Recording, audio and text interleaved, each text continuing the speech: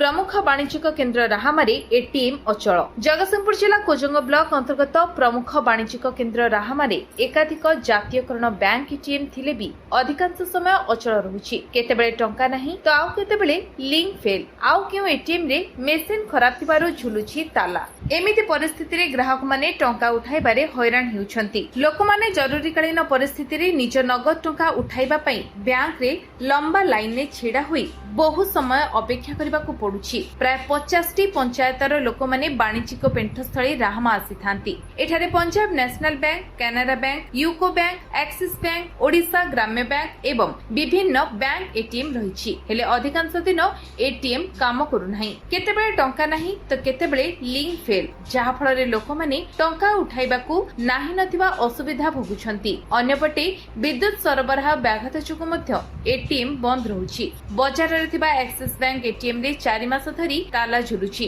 Bank नियम अनुसार संचय खाता थिबा बैंक रु 3 थर और अन्य बैंक एटीएम रु 2 थर टंका उठाई हेबो। तेबे अधिक थर टंका उठाइले 20 टंका जीएसटी चार्ज लागिबो। तेबे एटीएम खराब जोगु ग्राहक माने अन्य बैंक रु अधिक थर टंका उठाई अजथारे दंड गणुछन्ति। अपर पक्षरे ग्राहक माने बैंक रे टंका जमा करिबा पई लंबा लाइन रो सामना करिबाकू पडुछि। तेणु बैंक कर्तृपक्ष एथि प्रति दृष्टि देबा सह राहामा बजार रे एक टंका डिपोजिट मेसिन लगाइबाकू अंचलवासी दाबी करछन्ति। कुजंगरु मनोज कुमार जेना का रिपोर्ट, विश्व विजय न्यूज ओडिशा।